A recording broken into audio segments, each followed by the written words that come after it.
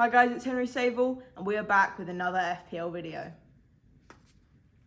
So today we're going to be going over our points from Gameweek 4. We're going to be showing you the forfeit, which one of us is doing, which is going to be a pie in the face. Ooh, that's nasty. Not going to be good. I know. We're going to be going over some of the best fixtures for coming up. And also there is going to be a double game week soon, so that's going to be quite interesting. And then obviously we're going to show you our teams for Gameweek 5. So as always, we'll go through my Gameweek 4 points first. So here they are. I went with Johnston in goal. He only got 1 point. Should have gone for Turner. He actually got 5, but he's on my bench. In my defence, Chilwell only got a point. Chelsea not performing as they should. Estupinan got 2. And Udogie, the man, got 5 for Spurs. I had 4 in midfield this week. Sterling didn't do it for Chelsea, just brought him in, only 2 points. But Saka got 4 for Arsenal. Eze 8. Finally, he's come good. He's had so many good fixtures, just hasn't quite been getting the points. And Mbermo also got 8. He's been scoring a lot, so I'm glad I got him in recently. Up front, Jackson again for Chelsea, 1 point.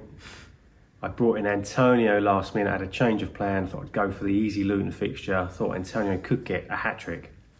2 points.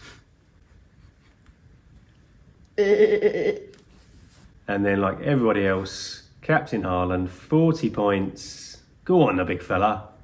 Bringing my total to 74, but I did take a 4-point hit for Antonio. Yeah. So net 70. Not a great decision, was it? Good score though, 70 points in a week. 70 is pretty good actually, yeah. Happy with that. We'll see. I did have Martinelli on the bench with 5. And I also had Bullock and Kabore, just the 1 point. That's fine. So how did you get on? Hopefully, I've got more than 70 points. Let's see. So here's my team. In goal, I also went for Johnston with only 1 point. But my other keeper was Martinez, who only got 1 anyway. So it doesn't really matter who I played there. Then in defence, I had Chilwell with 1. Not great. I had Ruben Diaz as well, just the 2 playing points. And then Udogie for Spurs with the 5 points. So now my midfield, I played 5 midfielders this week, and the lowest scoring of them was Saka with 4 points as the lowest out of 5. Okay. You're getting worried now, aren't you? Then my transfer in this week, Foden got me 5 points. Then I had both Maddison and Odegaard with 7 points for me. And I've still got 1 more midfielder. That was Mbermo with 8 points. So that was my midfield. A great scoring week for them. Then I played 2 strikers. So I had Watkins, which only got me 2 points. And obviously Captain Haaland for 40 points. However, I did have Archer on my bench, who I played Watkins instead of. And he managed to get 12 points, which I got absolutely none of. So if I'd have played him over Watkins, I would have had an extra 10 points. Unlucky that, mate. But no one knew he was going to play. Yeah, just exactly. Gone to Villa. But there was rumours of it, so you're right to keep him. I got rid of him a couple of weeks ago. Yeah. And then I also had Kabore on my bench with 1 and Estupinan with 2. So you may have already worked it out, but that means I got... Can you guess? I can't work it out. 82 points. 82 to 70. That was a thrashing again. So that's what, 3 weeks in a row now I've won? That is. It's getting a bit too easy. I'm not even trying. You're watching all these FPL videos. You're literally try-harding this FPL. And I am beating you. How are you even letting this happen? It's all for the views. You sure? You sure? So, now on to the forfeit.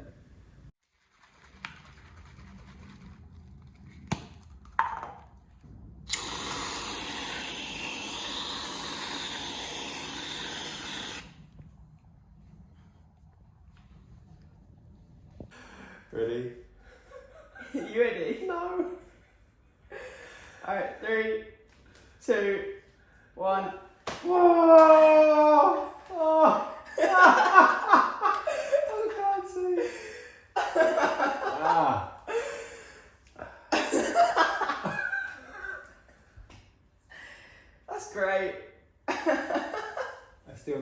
Actually. Lick your lips. Oh, nice. You got any strawberries?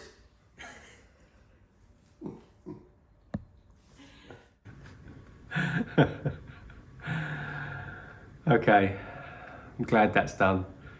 On to next week. We are going to change things around. Things are going to get better. You're going to start losing. But I think that's what you said last week. Hang on, can you remind me what the points were again this week? Because I think you said last week you were going to beat me. Yeah. Talking of points, there's not a lot of difference in rank between the points. It's all really close at the moment because it's early on, yeah. Give you an example. So Henry's on 270 points. He has moved from 406k to 240k. Big jump. Get in. My 70 points sent me from 1 million rank to 1.58 million. So a huge difference, 1.3 million between us. I know. However, 22 points between us. There's only 6 points from you up to 100k rank. Really? Only 6 points? If I had played Archer, I would have been top 100k right now. Well, another 6 points gets you to 50k rank. So, yeah. Wow. I would have been 2 points off 50k. Wow. Thinking it like that, it's actually really close. Even if like 1.5 million, he's doing awfully. You can. The thing is, you can literally make that up in one good week. If all my players blank and then you do really well. Yeah. 34 weeks to go. Plenty of time, yeah. Yeah. I'm not panicking much. You should start, I think. Now, let's get on to the best fixture runs coming up and news of a double game week. Oh, yeah. Forgot about that. So, some of the best fixtures for the big teams are Aston Villa, all the way up until game week 14, have got pretty good fixtures now. Liverpool, up until game week 12, have also got a good run. Newcastle have got pretty good fixtures all the way up until game week 19. It's actually incredible. Like, they've got a bit of luck there, really. They've obviously got the odd Man U or Spurs in there somewhere, but it's not like 3 fixtures back to back where it's just all really, really bad and you want to get rid of them. You literally just want to keep the players that whole time. Then you got Tottenham. They've got a good fixture next week, and then they've got a few bad ones. But then from 8 until 13, they've got pretty good fixtures there as well. Wonder who I could get in. Please don't put that in there. Man U have got good fixtures up until game week 9 now, and Man City, you just want them anyway. Just any of their games, they're gonna get a few goals.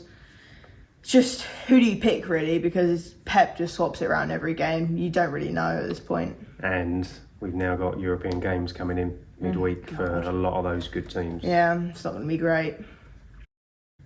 So now for the double game week. The game week 2 fixture between Luton and Burnley was cancelled, and so now it's been put back in for game week 7. So they've got a double in that week. So Luton are playing Everton and Burnley are playing Newcastle and Luton. There's not many players from Luton and Burnley that you're going to want, but Luton have got a good striker. Morris, he might be worth a go as your third striker, 5.5 million. Fairly cheap one then. Also, Luton have got some 4 million playing defenders. Kabore, Bell, could be worth a punt as your 5th defender, but play him in game week 7. Yeah, maybe. And Burnley, maybe their striker, but they have got Newcastle. So I think Luton have got the better double there, Everton and Burnley, and whereas Burnley, Newcastle, it's not great.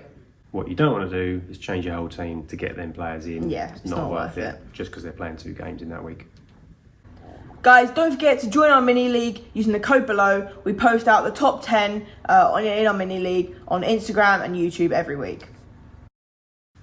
Now, onto our teams for game week 5. I have been worried about a few things in my team. I brought in Antonio for that 1 week punt against Luton, didn't work out. I'm worried about my keepers. I've got the Forest keeper who they've just added another new keeper who could become their number 1. And I've got Johnston and they've just signed Henderson who could become their number 1. So that's a worry. Your team is in shambles. Possibly. That's the only way to put it. Your team is in absolute shambles, losing every week. Half your players aren't going to play anymore. I've got 3 Chelsea, which I thought would be brilliant for this good run. But Chelsea are rubbish. They're just not doing it. So something's got to change there. So with all those changes needed and having no Maddison, no Son, who's now playing up front, we think, instead of Richarlison, I've got a wild card. Already, I've got to do it. Your team is just so messed up. You need a wild card in Gameweek 5. I was going to hold it till 9, but all of a sudden things have turned for me. Got to do it. The fact that you even have your game week planned up until game week 9, and I don't know what I'm doing next week. How am I losing? It's great. I love this. So, I'll put my wild card up on the screen. It's not quite complete. There may be a couple of tweaks, but this is basically it. My 2 goalkeepers are Leno and Areola. Areola's only 4.1. He's playing every week. He's scoring good points. Leno's making lots of saves. Yeah, that sounds like a decent pick, actually. Good rotation. In defence, I'm keeping Udogi and Estupinan. Yeah, you've got to. Changing the other 3. Okay. So I'm bringing in Botman for Newcastle. He's got an injury at the moment, but he's on his way back. Okay. He could even drop in price a little bit before I buy him. Okay. Matty Cash is also coming in. He's doing really well for Villa. There is a slight worry that Moreno coming back from injury could take his place, but Matty Cash is playing so well, I just can't see him doing that straight away. Yeah. And then a cheap defender. I did have Kabore for Luton. Because of this double game week, I'm going to keep a Luton player, but I'm going to go for Bell. He's playing every week. Kabore, he's getting rotated a little bit. Okay. So although he's more attacking, I'd rather get the one that's definitely going to play. Yeah, that's going to be able to sub in if you need him. Yeah. Get you 2 points. Yeah. 2, I want clean sheets against Everton and Burnley. No way. 2 points is all you're getting. Across the midfield, I'm bringing back Mo Salah. I had him at the start of the season. Really? Bringing him back. Liverpool got a great run. He's getting points every week. He's a lot of money, but I need them points. That's more important. Fair enough. Then I'm adding in the dynamic duo of Maddison and Son. Yeah, I've got to have Son. Pretty sure he's playing up front now. Yeah. He's going to bang the goals in. Top goal scorer 2 seasons ago. I'm having some of that. My 5th midfielder, I really want to keep Mbeumo, but I can't afford it with what I'm doing up front. So, it will either be Mbeumo or maybe Sade of Brentford. He's cheaper, but playing and scoring points. Okay. Or I could go for someone like Tonali of Newcastle with their good run coming up. Maybe Gordon. So that's my choice there. I'm not too sure on that one. So 3rd striker is Morris, ready for that double game week in game week 7. Nice and cheap, but I could go cheaper with Archer. That would mean I could afford Mbeumo. So that's another choice. Yeah. Whether I go for Morris, he could do nothing in those 2 games. We'll see. And then I didn't mention it earlier, my other midfielder is Foden, and I'm trebbing up on Man City with the other 2 attackers, Haaland and Alvarez. It's a bit risky because they're coming into the European games. Yeah. Could start rotating, but Alvarez is playing pretty much every game now where they haven't got De Bruyne, he's injured. So I think Alvarez is probably more secure than Foden. Really? Yeah, well, Foden can rotate with Grealish, with Bernardo Silva on the right. Yeah, okay. They've got options I guess there. Alvarez is more that central attacking midfielder. Yeah. Even put the ball through to Haaland, just get assists, goals as well. Yeah. So I'm willing to take that risk. If Foden bangs, he gets loads of points. So we'll see what happens with rotation. If things change, I've not got any transfers planned till game week 8 at the moment. So if something changes, game week 6 or game week 7, I can swap Foden around. Fair enough. And my captain for this week is probably going to be Son. Vice captain Haaland. Okay, that is fair enough actually after what happened last week. Could go horribly wrong. Yeah. Or could be amazing. I hope Haaland gets a hat-trick. I really do. Deep down, I hope. So that's my wildcard team. Maybe a few tweaks up to deadline on Saturday morning. And now over to you, mate. What can you do against that? I don't need to wildcard. Got a brilliant team as it is. I'm rolling my transfer. What? Yeah, not doing a single transfer. The only dodgy fixture that I've got is Mbeumo against Newcastle. But he can score against anyone. He's done it for the start of the season already. So I'm going to keep him in my team. Bench him.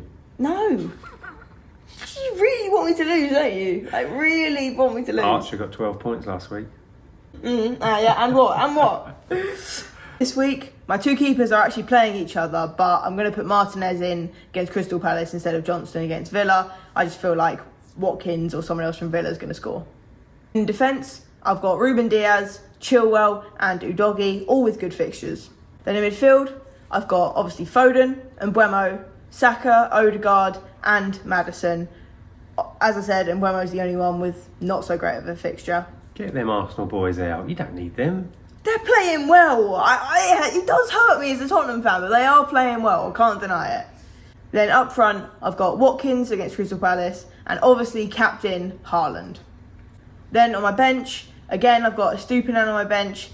Archer again. I know it could be a mistake, but he's playing Tottenham. I really don't think he's going to do anything, so I'm benching him. And then lastly, Kabore once again. There's just no need to play him for me, really. So that was our teams for Game Week 5. Hope you guys do well. And that's the end of the video. If you enjoyed, make sure you hit the like button, subscribe and turn on notifications so you never miss a video. Bye. Bye. Ciao. See ya. Au revoir. Arrivederci.